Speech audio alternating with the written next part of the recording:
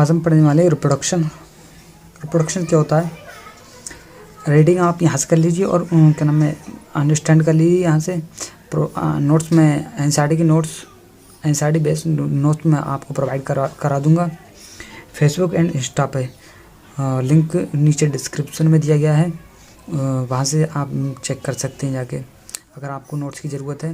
And अगर आपको अच्छे क्वेश्चन चाहिए तो हमारे टेलीग्राम ग्रुप को ज्वाइन कीजिए और वहाँ पे मैं आपको एक से एक बेहतरीन क्वेश्चन जो एम्स एंड नीट के लिए बहुत ज़्यादा इम्पोर्टेंट है, जो एम्स में जो पहले पूछे जाते थे अब तो एम्स नहीं है, अब तो कंबाइन कर दिया गया है नीट में ही। और तो आपको मोस्ट इम्पोर्टेंट क्वेश्चन मिलेंगे उसमें। असाइनमेंट में प्रोवाइड करता हूँ और एनसीईआरटी बेस्ड असाइनमेंट प्रोवाइड करता हूँ, और दोनों ही चीज़ों में आपको प्रोवाइड करूँगा एनसीईआरटी बेस्ड। तो चलिए वीडियो शुरू करते हैं। तो बेसिकली रिप्रोडक्शन क्या होता है? Reproduction is defined as a biological process. Reproduction एक बायोलॉजिकल प्रोसेस है इन विच एन ऑर्गेनिज्म, जिसमें एक organism give rise to the young one offspring similar to the itself. यानी एक ऑर्गेनिज्म दूसरे ऑर्गेनिज्म को प्रोड्यूस करता है इटसेल्फ अपने जैसा। The offspring grow mature and in terms produce new offspring. और वो जब ऑफस्प्रिंग प्रोड्यूस होता है तो वही ऑफस्प्रिंग ग्रो करता है और मैच्योर करता है, and terms produce new offspring, और वो एक नया ऑर्गेनिज्म प्रोड्यूस करता है। Thus there is a cycle of birth growth and death. ये एक साइकिल है बर्थ ग्रोथ एंड डेथ की। और reproduction enable the continuity of the species. Reproduction ही एक ऐसा फैक्टर है, ये एक ऐसा प्रोसेस है जो कंटिन्यूटी बनाए रखता है स्पीसीज़ की जनरेशन आफ्टर जनरेशन। यानी रिप्रोडक्शन के ही वजह से इस अर्थ पर species generation after generation continuity बनी रहती है। अगर रिप्रोडक्शन प्रोसेस ना होता तो स्पीसीज़ एक्सटेंड हो जाती और बेसिकली प्रोड्यूस ही नहीं होती। तो you will study letter in chapter number 5, यानी इस रिप्रोडक्शन के बारे में और थोड़ा इसमें भी बताया गया है, मगर इसमें ज़्यादा डिटेल से बताया गया है चैप्टर नंबर 5 में। Variation and inheritance and variation, principle inheritance and variation, how genetic variation in create, यानी जेनेटिक वेरिएशन कब क्रिएट होंगी वो चैप्टर नंबर 5 में आपको बताया गया है। ड्यूरिंग द रिप्रोडक्शन के दौरान।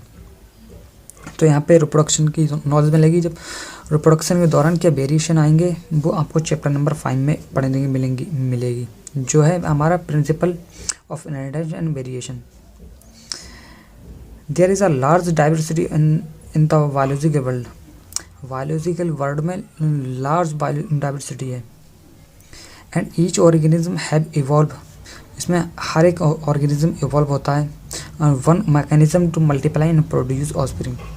और वो ऑर्गेनिज्म मल्टीप्लाई करता है और प्रोड्यूस करता है ऑफस्प्रिंग को। अब हमारे रिप्रोडक्शन पर डिपेंड कुछ फैक्टर हैं। रिप्रोडक्शन को कुछ फैक्टर रिस्पॉन्सिबल होते हैं रिप्रोडक्शन के लिए। तो वो फैक्टर कौन कौन से हैं? Organism, habitats, internal physiology, several other factors are the collectively responsible for how its reproduce. किस तरीके से रिप्रोड्यूस करता है ऑफस्प्रिंग और इसमें क्या क्या प्रोसेस होती है। तो इसमें ये 3 फैक्टर इन्वॉल्व होते हैं: organism, habitat, internal physiology, several factors. ये 3 फैक्टर इन्वॉल्व होते हैं और अदर भी फैक्टर इन्वॉल्व होते हैं, बट ये 3 मेन हैं। यानी सेवरल अदर फैक्टर, इसमें ही अदर फैक्टर आ जाते हैं। बाकी जो छोटे मोटे फैक्टर हैं जो रिप्रोड्यूस करने के लिए रिस्पॉन्सिबल हैं तो वो इसी में आ जाते हैं। ये 2 फैक्टर मेन हैं। इससे यहाँ से MCQ भी बन सकता है, तो इसे आप याद रखिए। Based on other there is a participate of one organism और 2 in this process of reproduction. Reproduction में वन ऑर्गेनिज्म और 2 ऑर्गेनिज्म पार्टिसिपेट करते हैं। तो रिप्रोडक्शन हमारा 2 टाइप का होता है। Number 1 asexual reproduction, number 2 sexual reproduction. तो आसेक्सुअल रिप्रोडक्शन क्या होता है हमारा? When the offspring is produce by the single parents with or without involvement of the gamete fusion, यानी मेल और फीमेल के गैमेट के बगैर गैमेट फ्यूजन के अगर ऑफस्प्रिंग प्रोड्यूस हो रहा है तो हमारा वो एक असेक्सुअल रिप्रोडक्शन है। और when the two parents opposite sex, जैसे opposite sex male and female, वो पार्टिसिपेट करते हैं in the reproduction process and also involve the fusion and male and female gamete. Male and female gamete का fusion होता है इसमें asexual reproduction में, जिसे हम असेक्सुअल रिप्रोडक्शन कहते हैं। तो आज के लिए बस इतना ही। आप इसे अच्छे से प्रैक्टिस कर लीजिए, इसे तैयार कर लीजिए। और ये बहुत इम्पोर्टेंट टॉपिक है for NEET point of view and board. तो आप इसे अच्छे से प्रैक्टिस तैयार कीजिए। तो कल हम पढ़ने वाले हैं असेक्सुअल रिप्रोडक्शन और सेक्सुअल रिप्रोडक्शन, डिटेल में पढ़ेंगे हम इसको अच्छे से। तो आई होप आपको ये टॉपिक समझ में आया होगा। अगर समझ में आया हो तो वीडियो को लाइक कीजिए एंड सब्सक्राइब कीजिए हमारे चैनल को। और गाइस वीडियो को शेयर कीजिए अपने फ्रेंड के साथ। तो मिलते हैं अगली वीडियो में, तब तक के लिए बाय बाय।